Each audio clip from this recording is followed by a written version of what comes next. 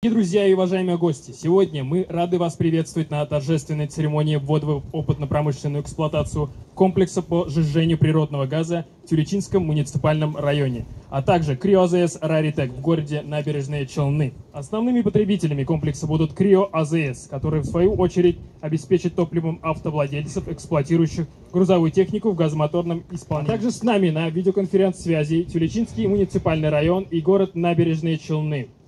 Слово предоставляется президенту Республики Татарстан Рустаму Нургалиевичу Минниханову. Добрый день, хайрлакам баразада. Вот получилось так, что мы одно предприятие по сжижению открыли в Тюлячинском районе. Вот тоже проект на 1,5 тонны СПГ в час. И самое главное, вот Крио АЗС Набережная Челна. Я считаю, что без поддержки Газпрома эти проекты не были бы возможно реализовать.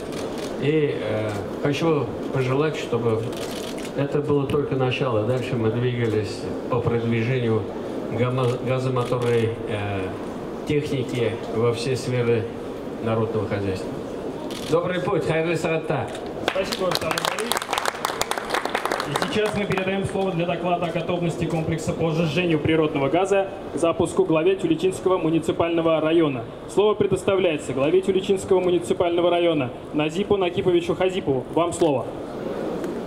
Уважаемый Рустам Нургалиевич, уважаемый Виталий Анатольевич. Завод по сжижению газа компании «Топгаз» в Тюлечинском муниципальном районе с инвестиционной составляющей 1,5 миллиарда рублей, значимыми для республики и района, готов для промышленной эксплуатации.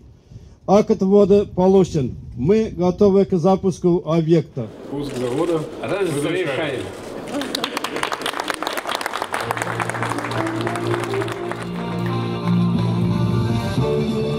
Поздравляем жителей данных районов с запуском комплекса по сжижению природного газа и газовой заправки.